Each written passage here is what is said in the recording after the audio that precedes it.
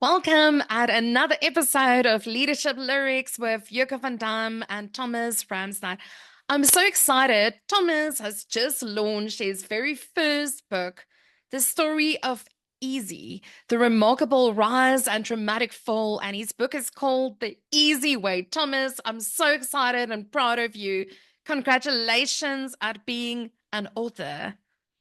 Thank you. I'm really excited as well. It's been a long journey, but it's worthwhile. So thank you. Why did you write The Easee Way, and what specifically did you want to achieve through this book? So I'm from South Africa and I don't know everything that went down in Norway, but I think that our audience would be very interested to know what happened on your side and what inspired you to write this book. Well, this has to do with electrical vehicles and charging electrical vehicles at home, because in Norway we have had a huge rise in the number of electrical vehicles from before 2000. And now we are actually selling more electrical vehicles than petrol and diesel. That brings us to our subject today, a huge demand for charges, for people to Mm. charge their vehicles at home. And in Norway, we have a huge installation of hydropower. We have most of our electricity is produced by hydropower.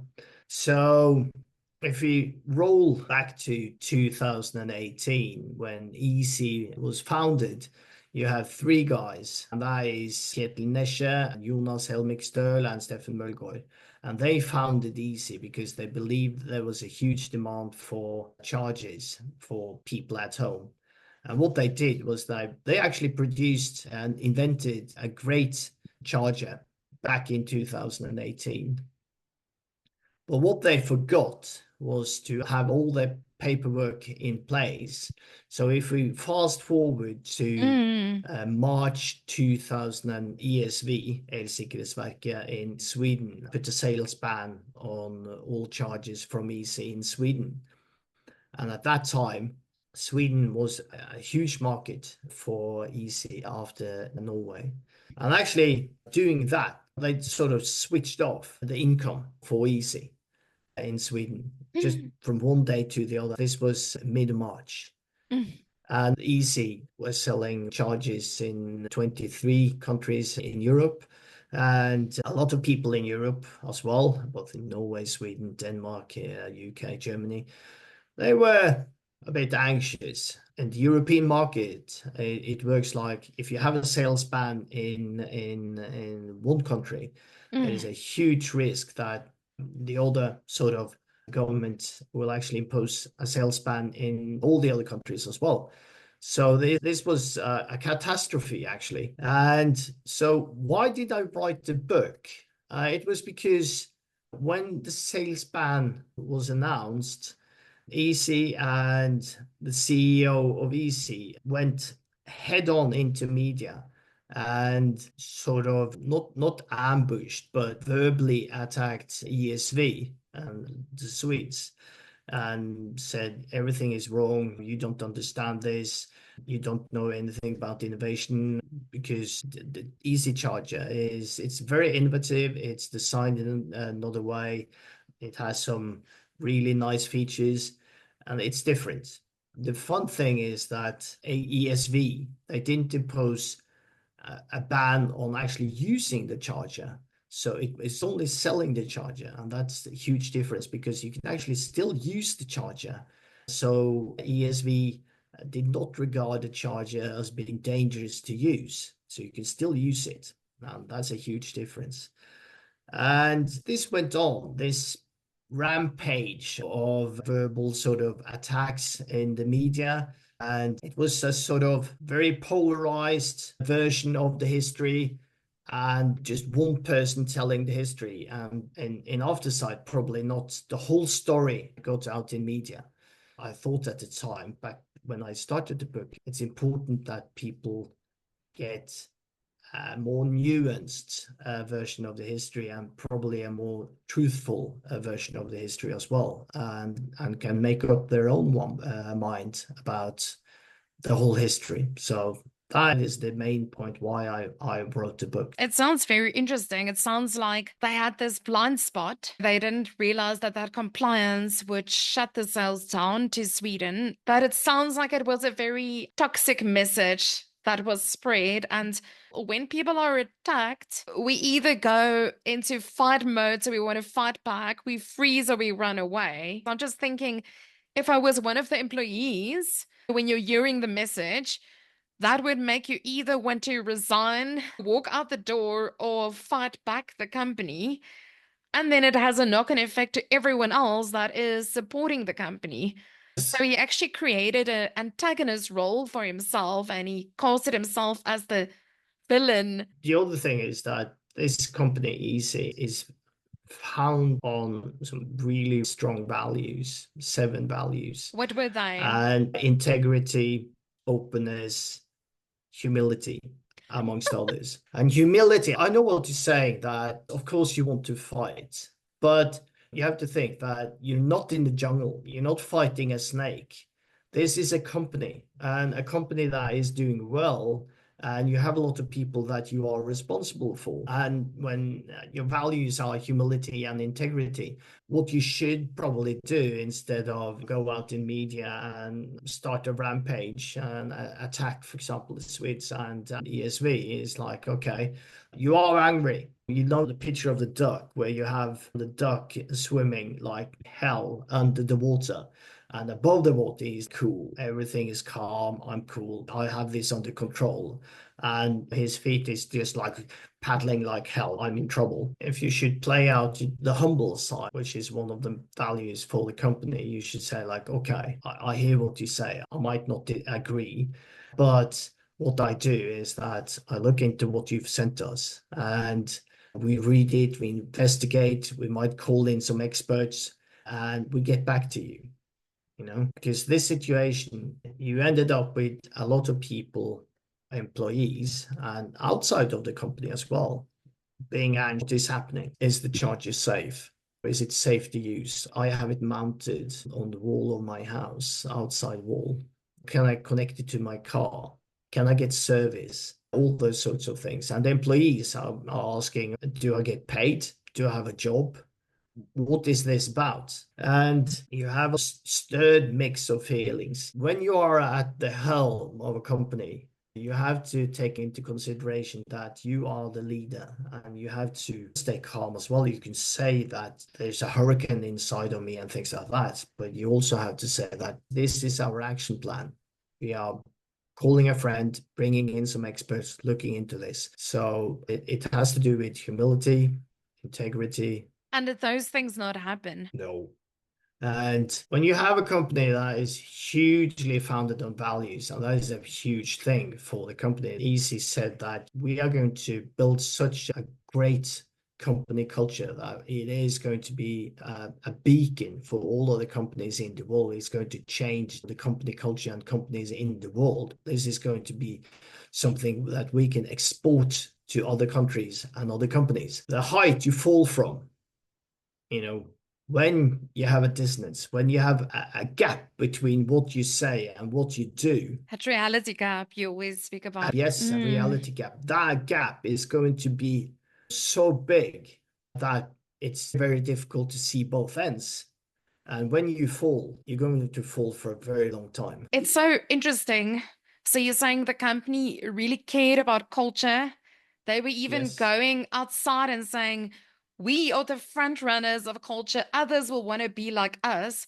But then the moment when the The business shit hit wasn't the fan. sustainable anymore, it all crashed down. What makes me wonder, were they perhaps not keeping their eye on the ball and putting too many eggs in one basket? If the company's sustainability was based so much on Sweden, or was it just the knock-on and the negativity that spread that had that ripple Because effect? I see what you mean, but in EU, you have a lot of countries. The population in EU is about half a billion. And you have a lot of countries, huge like Germany, 90 million, and you have smaller countries like Portugal and Greece and Liechtenstein. But all the countries that are member of EU, they have to impose a sales ban as well. Oh, And this is very actually important. immediately led into that. Yes, this is Sure. like dominoes. Oh, If one fall, the rest will fall as well. If not, they have a really good reason for not imposing the sales ban as well. If they do that, they at the same time say that, the Swedes are wrong. So it's not about only Sweden. The sales bans will be imposed in other countries as well, and that happened as well. so it looks like there was many mistakes that was made. So let's forget about the going into the media and fighting there, which Mm, was mm, done. Let's mm. just say, the ban happened. There was then the domino effect. If it was my own company and suddenly all of the places that were used to buying my product could not buy my product anymore, and I have this massive overlay of staff, you would have to let staff go, right? When they had to make those tough decisions, how was that handled? Well, it's very important when your income one day to the other stops from 1 to 0. You have to do something because then you are actually using your saving deposit. The banks at a very, very short time said that, no, you're not getting any money from us. Then you have to look in your drawers. How much money do we have? And at that time, Easy was about 550 employees. Mm. And in Norway, that's quite a big company. And yes, you have expenses running because these people you're obliged to pay salary. And so what you have to do is that you have to do some temporary layoffs, it's called in Norway, which means that they're not sort of sacked, but they are dismissed for 6 months. And Easy temporarily laid off 138 people. That is a very quick process. It went on for about 7 days. And it's very important with communication during those days. And that was handled fairly smoothly. Very few people have experience dealing with those sort of situations. So those are very difficult, probably new for a lot of people. But for other people listening, communication, it is about communication, communication, communication. Communicate too much, it's better. Be honest, open. So that is the key. In a situation like this, you have to do things quite quickly. And it's important to just be truthful and open about the situation and to say that we have to get rid of people. And that was the other thing as well, because in this situation, people were actually temporarily laid off and the top management walked in the halls and the corridors of the office and said that people will be back in blink of an eye. And that is another thing is if you don't know, so don't say things to people that you don't know. If you can't guarantee, just stay calm. Don't say it. So internally, it gives people a hope. But when the ship starts sinking, people see that, okay, it's not about lying, but it's not about being truthful, and it's about promising something that you can't keep. So it's like on the Titanic, the ship is like tilting, and you telling people that this is going to be okay. Keep calm and drink your whiskey. We're playing another song at the piano. Don't throw away your tuxedo. Just put on this life vest and give us 30 minutes, and we'll fix it. No. So yeah. I think this book sounds like a really good case study where it's not necessarily negative commentary. It's also about real things that leaders might experience in their life and they can choose how to handle it.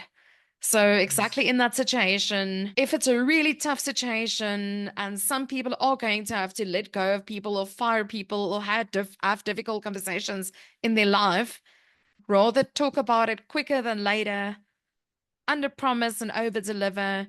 Rather keep quiet if you don't know the answer. Don't say things that you're not going to do or that you're not sure about. I think this is very helpful. You're saying that 138 were temporarily laid off, and I'm Mm. assuming they never came back and they laid off more Um, people.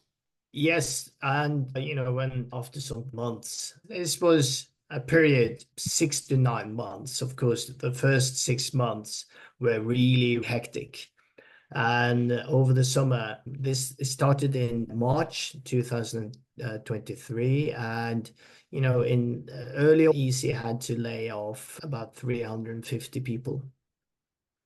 And tough decision, but it's better to be honest. In my opinion, it came a bit late, too late. It's better to be honest, just to do it, because if leadership is about making tough decisions, and it might be wrong, it might be the correct decision, but it is about making a decision, not just wait and hope, because that is not a good strategy. So this could be read as a really sort of a thriller. It might be read a really interesting story about compliance, regulations, startup, scaling. It might be read as a case study. And I was interviewed on TV yesterday as well. And he asked me, is this a sort of a scandalous book? And I said, it's not my intention. It was not my intention as well in the beginning to write a scandalous book. It was not about airing my laundry or, as we call it in Norwegian, a duvet lifting story. And it was not my intention to drop a lot of names and what do you call it in Name and English? shame. Yeah, exactly. In the beginning, I said that in the media, you get a very sort of one-sided, very unnuanced story of version of the story. And I hope that I have written a more nuanced story, a probably more truthful version of the story. And I hope that it will give people a chance to make up their own mind about this whole event. But it sounds like from a leadership and a culture point of view, there's many things that would actually make people think further as they're reading the story. And I know that you've started your own consulting business where I Yes, think you said to me that you are measuring culture. Can you tell us a little bit yes. more about your new line of business? What are you doing? What exciting things can clients do with you in the future? If you go a year back from now, it was not my intention to write a book. It was just my intention to work. And of course, I had a plan in the future to do something else. But then this guy came up and I wrote a book and it was almost finished. And I thought, okay, I have to do something else. This is a great opportunity for others to learn from as well. So I started my own business. That was not part of my plan as well. That was 5 years ahead. And what is really important about culture, and we're talking about innovation culture, we're talking about a service-minded culture, talking about different cultures, and it has been said that culture eats a strategy for breakfast. So people realize that from stories like Netflix and Facebook and Google and Microsoft and LinkedIn, that culture is really important for a company to thrive and for people to thrive. And what is really important for you and the company is that you are driven by your values, what you believe in, what you want to fight for, what makes you angry, what sort of ignites you, what sort of engages you. And those are your values, and you have some core values, and then you have, for example, the top 3 or top 5 values that really burns your fire inside. Those values leads to actions because that's who you are. And those actions you bring to work. You're doing in everyday life to your kids, to your wife, your husband, your partner. When you go to the shop, it actually dictates how you behave. And you bring those actions and your behavior to work as well. When you have a lot of people, those behaviors, that is a result is team culture, sort of a department culture, you have company culture. And if you have a huge gap in values, you will also have a huge gap in behavior and culture. If you want to be a company that is more innovative, for example, 5 or 10 years ago, you were really innovative and you came up with a great product, but now you're only selling the product and servicing your customers and servicing your product. But then you realize, okay, we have to be more innovative. So what I do and what we do is that we measure the values and hence measure the culture. So then you get numbers on your values for your That's amazing. employees. And yeah, it's great because then you have something to work with and you see the culture and you say, okay, this is the culture we have based on the values. But we want to be here. We want to be more open. We want to be more innovative. So what do we have to change? And that is the key part. And then you can start tweaking and you can measure it at the same time. And that is what I'm going to do. Wow.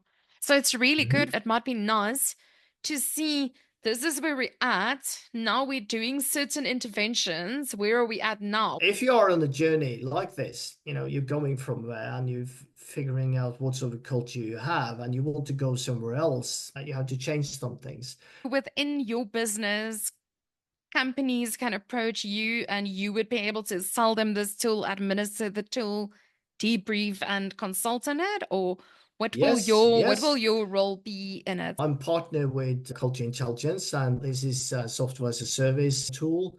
And of course, they will have the tool, and they will do further development. And a part of this is actually, buying the tool, subscribing for it. What we do is that we do a culture hackathon, and then you will get a sort of survey and results from of your values, and then we have to dig into where do you want to go and what do we have to change? How are we going to change it?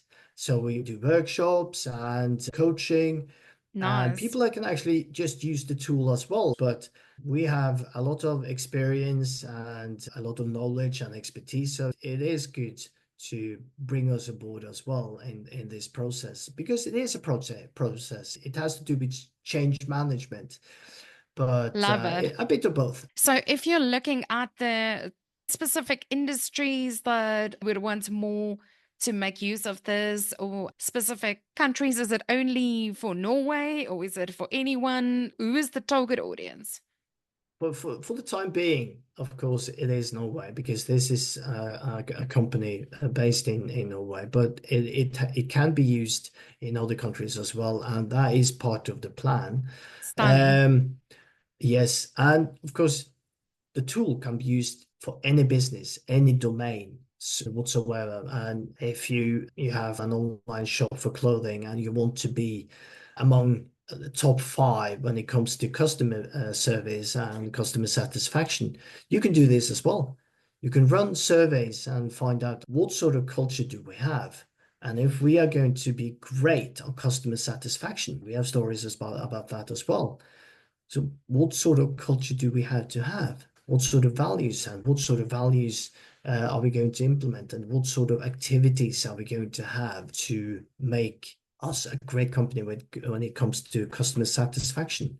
And then you can measure it along the way as well and get feedback from your customers. So everybody can use this. It sounds like a perfect fit with you, Thomas, knowing you for quite a Thank few you. years. And I'm very excited to see what you will do with companies and creating amazing cultures with them, whether they just buy the tool or if they're wise enough to invest in coaching and workshops with you, I would highly recommend it. And I've Thank really you. had a ball chatting to you. Where can people buy this book? Well, it's actually available on Amazon.com, believe it or not, for all our Norwegian readers out there. And of course, you have online shops for books in Norway as well, only usually known by Norwegians like Nordli, Ark, Libris, Academica, things like that. But Amazon.com for all our Norwegian readers out there. And I hope that I can translate it into English one day as well. So this is the perfect time, everyone. Go grab your Christmas gift for your entire family and let them enjoy this book. And we'll make sure to post all of those links where you can access Thomas, not only for the book, but also for his culture surveys and using this specific tool. Thomas, I wish you all of the success with your business, and I hope that this book can really tell the story in a way, like you said, truthfully, that can also inspire people to maybe see where have mistakes been made and what could they learn from it. Because sometimes if we see where things went wrong, we can know what not to do before they get to that point, actually notice the risks or very quickly and openly communicate with their teams. And perhaps it can help people to make decisions quicker. Like you said, stick with the decisions, stick with what they're saying to people and not overpromise, but rather underpromise and over deliver. And thanks for Exactly. not lifting the duvet too much. We're really glad about that. Thank you, Yoke, and great talking to you. Always great. Thank you so much.